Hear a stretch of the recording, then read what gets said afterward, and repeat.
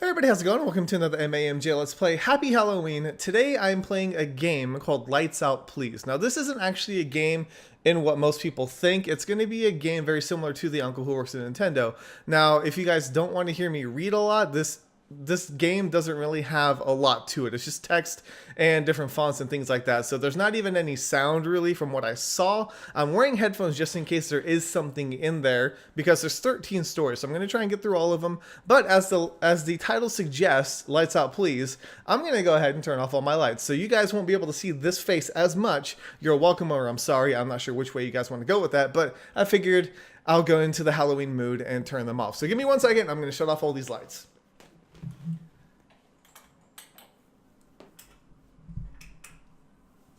Ugh.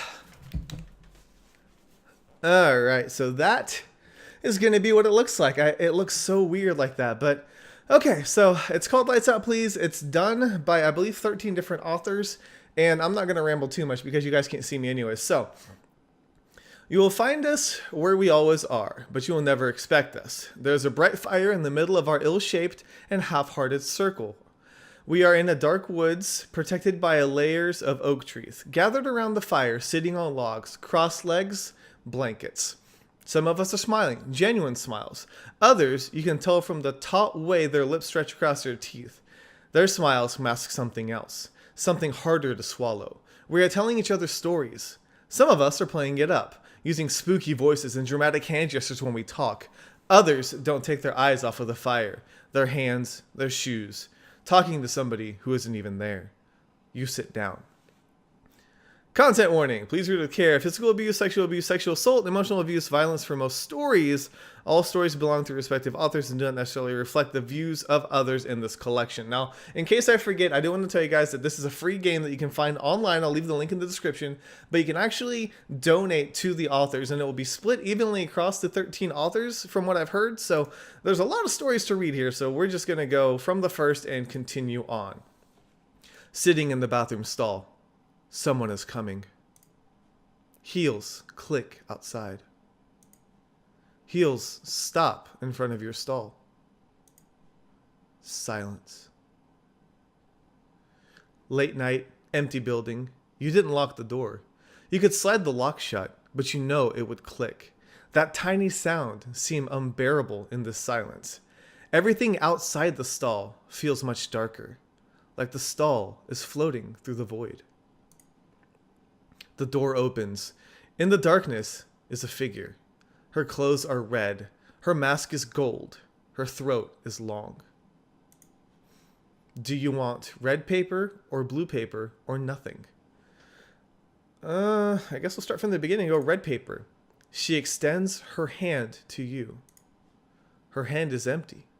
You look up. Her fingers sprout like needles and plunge into your flesh. They cover a red stall. Oh, okay. That's how it's going to be, huh? Different options. Okay, do I want to hear the scary story? Yes. Let's go back and see what the other options were. So as you guys can see, it's kind of a point and click thing, and I'm going to try not to break the mood too much with this talk. But let's pick the blue paper. She wraps her long hands around your neck and squeezes. You can see her eyes through the mask. They're gorgeous, like wet gems. They discover you in the stall with a face of blue. Makes sense. So that was the red and the blue. So what do we do if we do nothing? I doubt she's going to leave us alone. That doesn't seem like the nice thing to do, but let's do nothing. She steps back into the darkness, step by step, until she's gone. Everything is dark now. You can't see yourself. After a very long time of listening in the silence, you pull your underwear back on and leave the stall. Wait, I was sitting on the toilet? Really? Slowly crawling across the floor toward the bathroom door. The clammy tiles don't end. Darkness in all directions. You crawl for a long time, for a mile, more than a mile. You are thirsty and warm. There's nothing. Interesting. Okay, so that's the first one. If these are this short, I should be okay. And holy brightness. Okay. I've always been a heavy guy. Roly-poly Ollie. That's what the kids at school called me. It didn't help that my name is Oliver. Oliver. Even the name sounds round. Round like an olive. Fat like an olive. Ever since I was little, the kids in the playground made fun of me, tortured me, teased me. Some enjoyed making my life a living hell. Others looked at me with pity in their eyes. I knew some of them wanted to stand up for me, but they were too afraid to. They were afraid that they would be the next target for the bullies. Now that I'm a sophomore in high school, I still walk down the hallway with my head hung low. I see all the kids staring at me. They're probably thinking, oh, here comes Oliver, waddling down the hallway like a big fat giant olive. I always dreaded walking down the hallways at school. It was as if I was on a runway. Instead of being a superstar model, I was a roll of fat that was walking down the runway as if there were a cake waiting for me at the end of the hallway. Every day, I wanted to disappear. I didn't want to be at school. I didn't want to face those bullies. But one day, a miracle happened. Maybe it was God's way of rewarding me for not eating the last Snickers bar that was tucked away in my drawer at home. That's his reward? A miracle? A new girl came to our school. Her name was Rose. She was beautiful, just like the flower. Her lips were ruby red. Her skin was flushed and had a rose-colored hue. She had a cute as button nose and beautiful brown eyes. Her black hair glistened like diamonds under the bright sun. It cascaded down her back like smooth satin. I was instantly mesmerized by her.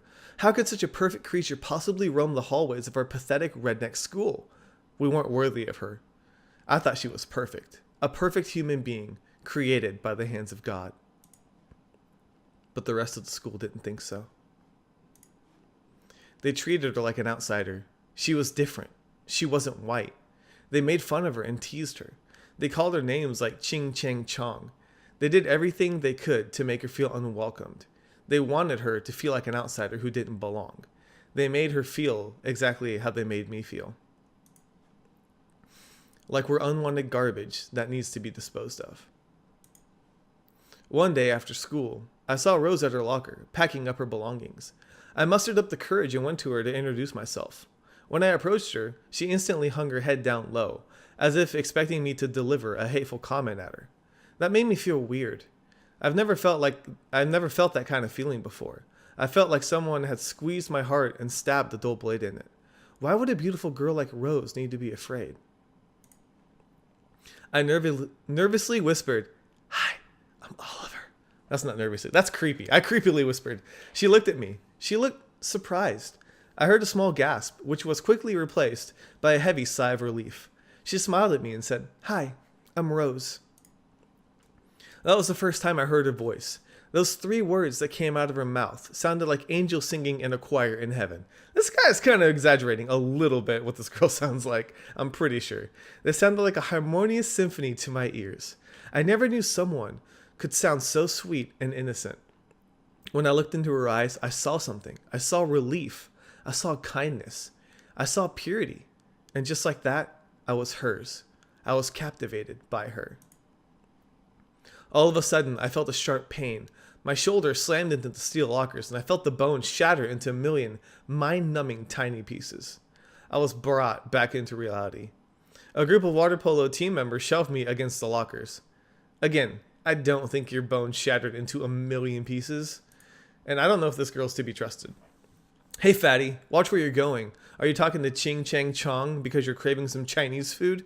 they teased. At that moment, I was suddenly snapped back to reality. I am Oliver. I'm the fat olive who doesn't deserve to be loved or be loved. Deserve to love or be loved. Sorry, I'm going to be better at this. I walked away from Rose and headed toward the exit. As the school year progressed, Rose and I became very close. We would eat lunch together at the schoolyard, and we made inside jokes that we only understood. It was like we were in our own little world, our own refuge. It was magnificent. It was glorious. It was perfection. The bullies didn't seem to bother us anymore.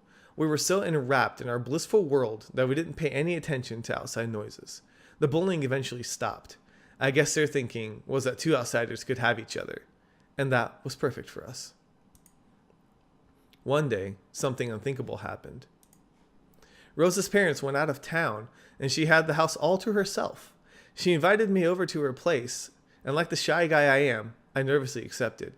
As I gazed into Rose's eyes, I experienced something I never experienced before. Something in me tingled. Something in you tingled?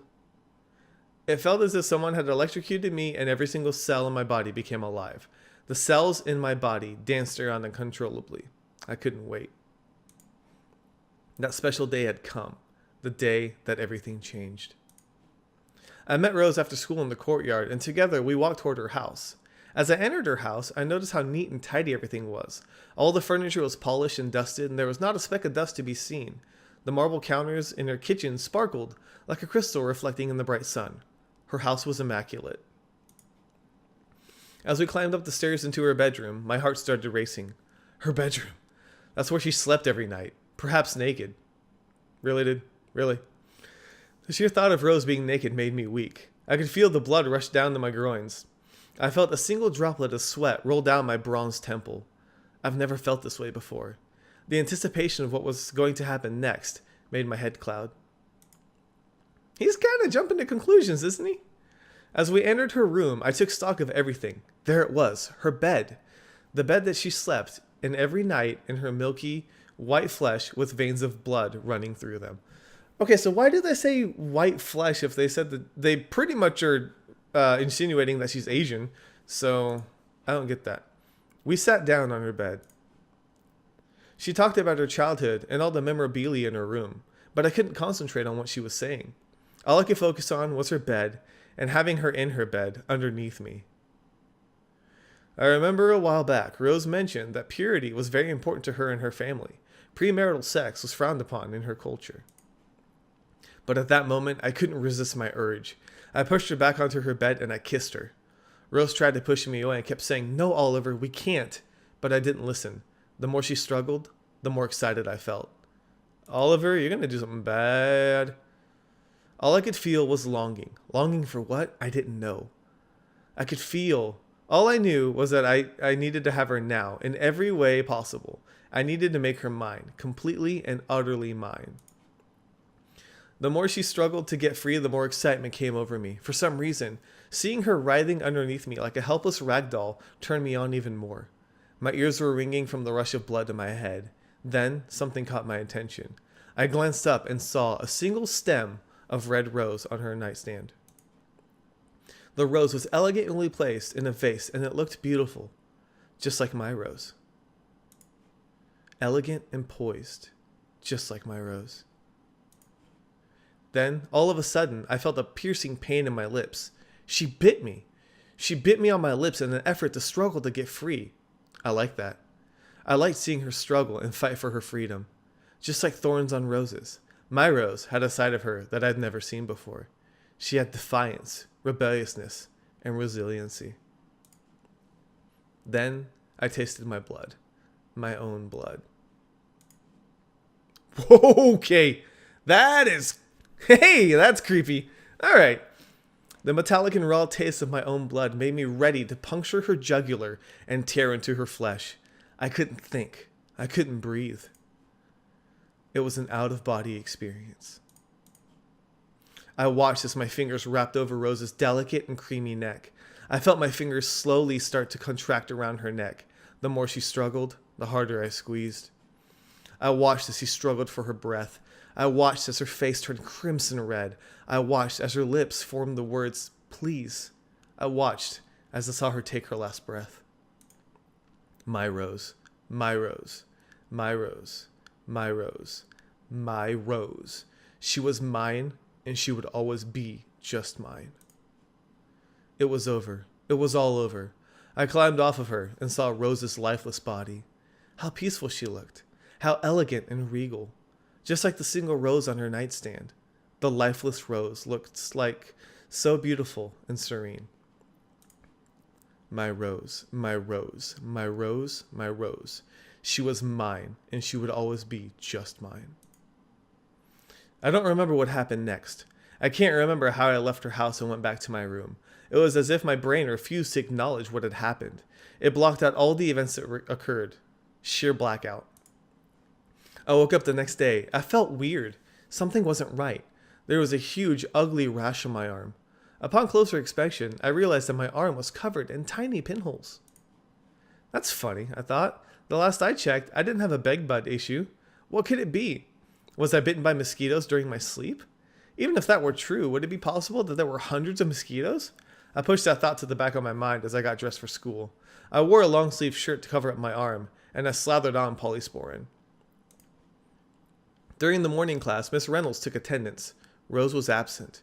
No one knew what happened to Rose. No one knew but me. And in a sickening way, the thought of killing her with my bare hands made me feel powerful. I spent the rest of the school day walking down the halls with more confidence. I felt alive. The next morning, the rash on my arm had gotten worse. It seemed to have spread.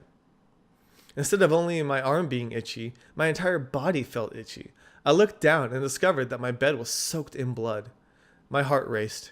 I knew something was wrong. Duh. I got up and stood in front of the mirror and looked. My blood turned cold. I felt the blood drain from my face, and I stood there, frozen in place and unable to move. What I saw was a reflection of my own body, except my body was different. My body was covered with hundreds of tiny pin-sized holes, holes with blood dripping out from them. I felt myself lose consciousness as I slid down to the floor. I saw Rose, my beautiful Rose. She was standing over me like an angel. She was the only one who ever understood me, my Rose. Then I realized something. Rose was different. She reached to her side and pulled out a thorn from her ribcage. Then slowly, she took that thorn and started pricking my body. One painful prick at a time. She comes to my bed every night while I'm asleep, and she stands over me and pricks me with her thorn. I want to tell her to stop. Each prick is too painful. But I can't. She won't listen anyway. Not that I blame her. I didn't listen to her. So I stay quiet. Each night she comes to my bed and continues to prick my body. I know this won't go on forever. I know there will be a night when she has only one last prick to perform, and that will be it. She was the most beautiful woman I have ever met. My Rose. Mine. That one was creepy. He's okay with it. Like, oh, God, can you think about that? Just somebody like standing over you in bed, just slowly pricking you. All right, that one's a little bit longer. I hope this isn't too bad. My parents bought a new house last month. It's at the edge of a subdivision in my hometown. The yards in these old lots are massive. There's enough space for a side yard. The last owners said they bred large dogs, and I kept them in the basement until they learned to behave. There are scrape marks all over the basement, and it has a faint sour scent. It's pretty effed up that they did this to dogs. I offer my help by cleaning out the place before the contractors show up and gut the place. Under the stairs of the basement is a journal. I didn't think much of it. I put it in my backpack because I love reading people's old diaries and take it home. Here's the diary in its entirety. Day 1. I'm in the dark here. Couldn't see much at first. I woke up on the cement floor. It was damp and cold. Smelled like wet garbage and mildew. Afraid to get up, I decided my lying there was the safest thing I could do. My heart thundered. My eyes stung. I could feel my nose begin to run. None of that mattered. Try to search the room. Okay, so I'm going to have options on this, huh? Yes. Yeah. I tried my best to search. It didn't go well. I ended up puking for the first time that day. I was in trouble. Roll call. I cried until my eyes and face hurt. Check. Check. My t-shirt's collar was soaked. The back of my head hurt a lot. No oozing wound. I could feel the cut. My face felt worse. Swollen. Lip was split open. Dried blood in my mouth. Nose broken. Blood dried around nostrils. Still have all my teeth. I can still smell. Still breathe through all my tubes. Tubes? Head and neck. Check. My wrists sore. Stomach sore. Legs okay. Arms and hands intact. No tears on my t-shirt or jeans. My jacket is missing. My usual hoodie is gone too. Pockets empty. Left my shoes and socks though. Everything is intact. I had to find a way out, but instead I cried until I fell asleep, curled up. I slept a lot after that. I never felt like I was resting, only waiting. I watched and listened for anything that would give me ideas about where I was. Thin blades of light appeared in the air every couple minutes. Cars? Couldn't hear them. Couldn't be a subway either, because I'd feel it well before any light reached this room. If it's even a room. When I finally got the guts to look around, it took a while, but I realized I should check it out. All of it. I guess I'll search again.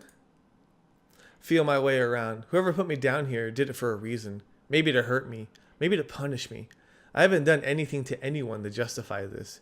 Even if you stretch my sins as far as they would go, being thrown here isn't enough. Take a deep breath. Yes. It's a basement, or at least underground. The dampness is earth. It's just not any wet basement. Standing up, I felt my way around. 8 steps out, I hadn't hit or touched anything. 12 steps, still nothing. At 15, I touched cold. Dry, cold, rough. Cinder blocks, maybe? Brick. I've never been good at telling the difference. It's all like rock is, isn't it? Made of rock, cement, rock. It doesn't matter right now anyway. I found the wall, I think. I feel a few steps to my right, and a few steps to my left, from the point of contact. It's a wall. A slap of it. Knock on it. Solid, or at least there's a lot behind it. Keep searching. I guess I'm just going to keep searching. 20 steps to the left of point of contact. Empty except for the wall. Going to the right after 10 steps, I felt wood. I could smell the wood first. It was somewhat new. Maybe a couple months old at best. Feeling around told me it was stairs. I puked. Soon I will be hungry. The other side of when I found the corner of the room and found the shelf. On that shelf was you, my notebook, my companion. It was at least a week before I found anything to write with. An old golf pencil. I chewed it until I tasted the lead. I write in short bursts. When the light visits, I can put what I can down. It takes forever to write 3 sentences, but I have the time and it's important. When I am found, I want to be able to say, I don't know why I was put here, but I made it. Here is my proof. These pages are my proof. There are quite a few pages missing at this point, like they were ripped out down to the binding glue. Is it worth remembering how I got here? Yes? Okay. When I was taken, I was walking home from work. Short day, because there was a long weekend coming up. My boss decided it was time to cut the day short and everyone enjoy their weekend. It was rare of him to think about anything but money, so I seized the carp and took off. On the way home, a rock or something hit me in the back of the head. It caused me to lose my balance. As soon as I hit the ground, I felt hands close around me, lift me up, and throw me into a van. The door slammed shut. A bag went over my head. Handcuffs click. I kicked and screamed for as long as I could. Whoever grabbed me kept hitting me. I started to cry. I knew there was no way I was getting out. I knew this would infuriate him. I didn't care. If I was going to be murdered, I wanted to do so with as much difficulty for the F who has that in their plans. They hit me in the head until I blacked out again. I'm still scared. I've slept 3 or 4 times. It feels like I've been here a long time, but I've read that being isolated can F with your perceptions of time. It's why prisoner advocacy groups consider it inhumane as a form of punishment. It's vicious mental torture. After sleeping a few more times, I decided it was time to explore for a bit more. I went carefully to the shelf again and kept going. I used light that peeked in under what I'd been assuming was a door, it had no edges or anything, to gauge my relative distance. Every so often, I would find myself crying. Scraps of light aren't enough to keep me from scattering my thoughts into the wind. I miss the breeze. I haven't heard a sound since I got here. No scratching, no rumbling, no voices, nothing. The only noises I get come from me.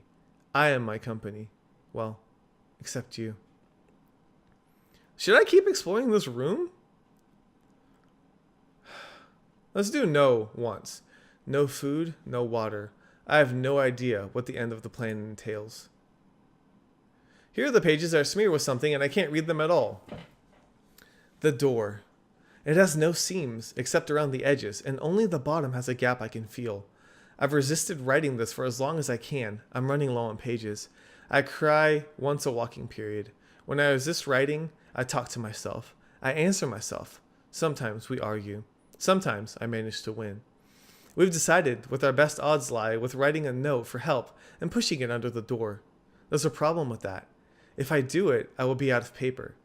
If I clutch you when I fall asleep, I think of you when I explore my cell, when I am emptying myself in the far end. You are stable and sure, unwavering. You accept my weaknesses and my thoughts. Without you, I fear I will become unglued. My body is unfamiliar to me now. You and I are my only surety. I long for your voice when we are apart. It's time I took a chance. I will write a plea for help, push it under the slot, and scream for help. Say goodbye to the last page. Look at the inside cover. Yes. Please help me. I am behind this heavy metal door. If you find this note and hear screaming, it is not a prank. Please help me. It is taped to the inside cover. The diary ends here. Where was the body? Oh, it's creepy. Oh crap, I hit the wrong thing. Hang on. I wasn't paying attention. Let me go back. Hang on. There we go. Okay, I'm gonna do one more because I didn't realize how long these were. Let's see. I feel like I can go back and read more of these if you guys enjoy them. If not, I like I said, I will leave the link in the description so that you guys can read them on your own in the dark so that you can think about them later at night when you're trying to sleep. Oh, speaking of, the one about the monsters under the bed. I like it. You might have heard about monsters. Funny monsters, scary monsters, as far away as the thickness of your mattress. Hiding in your closet, in the corners with the shirts you stopped wearing years ago. Let me tell you a story about two monsters. Ooh, I can click these. Mattress. If you didn't have a bed with drawers underneath, like I did as a kid, full of Archie comics I refused to throw away for years, remember something about that. It might be important later. Okay. The first monster is in the shape of a bedroom doorway, too heavy with breathing and piled flesh to be a ghost. Sweatpants tight over its gut. Your ghosts never wear sweatpants. Never have guts. Funny monster. Lit behind from the hallway of your grandmother's house. It's the color of nights away from your real bed. The one you're in now sags, heavy, under sheets and blankets in you. Embroidered yellow roses trace with your hands in the dark. The monster wants a hug. Grandmother's house. Your mom's house. Dad's house. Friend's house. Why is it changing? Does that matter? Friends, I guess? Yes, you. You on the other side of the screen. Okay. It wants a hug. You'd like to say yes or no, but the monster comes in and gets its hug. Later, you'll remember being told to lie on the carpet, beyond the other side of the bed, on the floor. Later, you'll remember its weight on top of you, wishing it was a ghost instead. You can't. You've learned by now not to engage with monsters, not even to say no. Heavy blankets, tips of sewn yellow roses smelled like lavender before. Now it smells like lavender and someone else's sweat. Ugh. What reminds you? So you'll remember this later? A song played on records, bought out from flaking boxes, from that night or a night like it. You excuse yourself to go to the bathroom, and you try to match the shape and awful weight of you on you at night. But more than one person matches the shape and the weight, and you don't know which one it was. Scary monster. Scary monsters. The second monster is you. Not every night, but some nights, between the shadow in the doorway and the record that made your skin shrink around you, you pull the drawers out from underneath your normal bed at home. For as long as you still fit, you crawl inside where the drawer should go. You put yourself in storage, safe, under the bed where monsters and other scary things are supposed to go.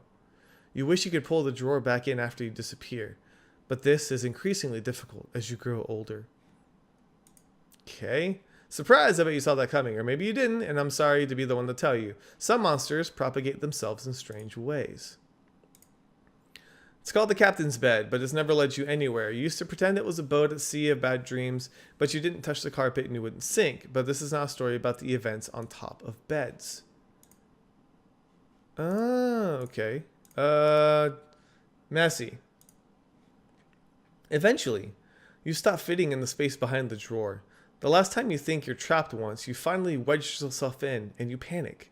You consider screaming. You used to be able to fit yourself, a flashlight and a book at least. But when you get yourself out, without turning into a ghost, mostly. That one was kind of weird.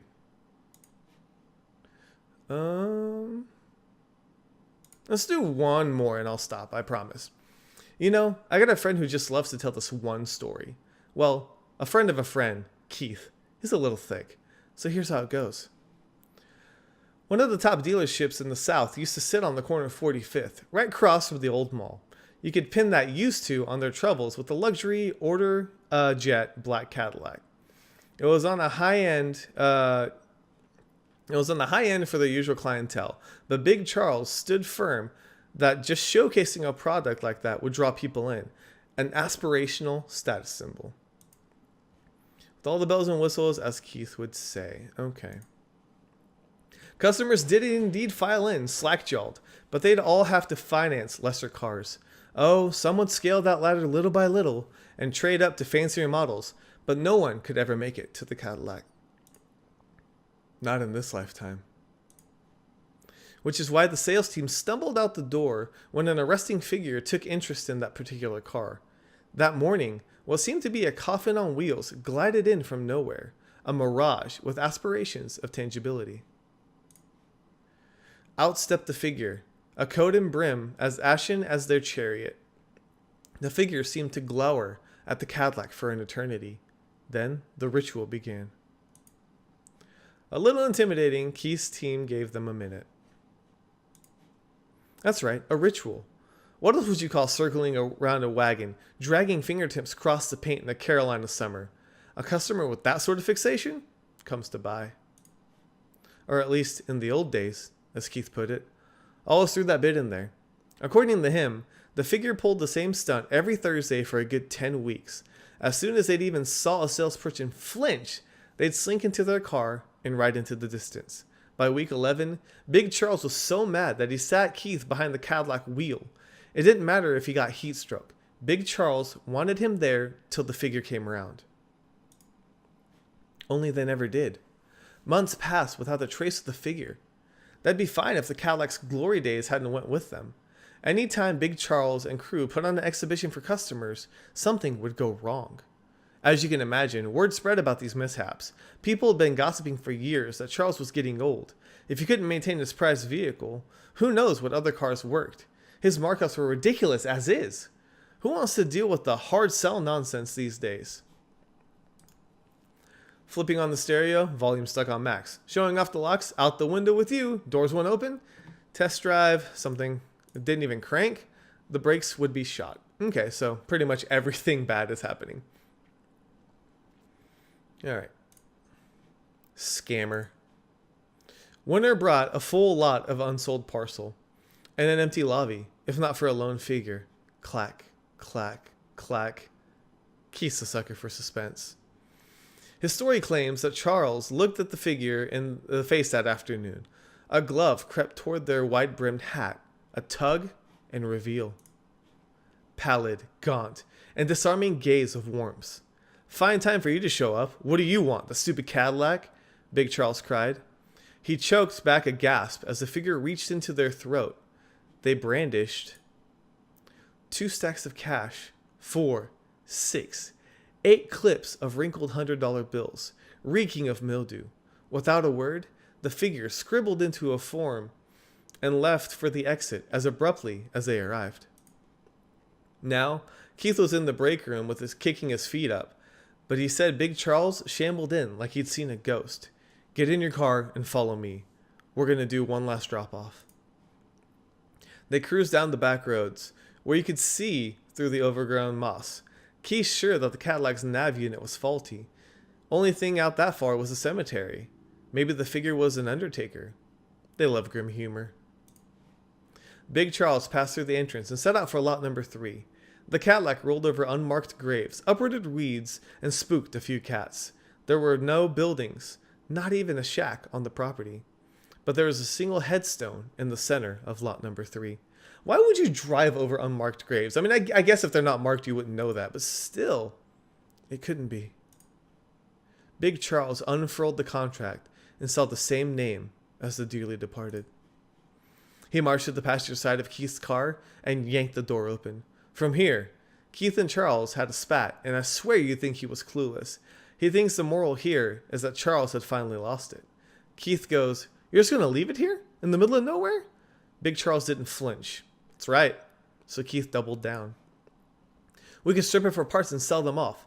Hell, I'll take it for myself as severance pay." And Big Charles snarled, "Key is right in the glove. But you can bet they'll come looking for you.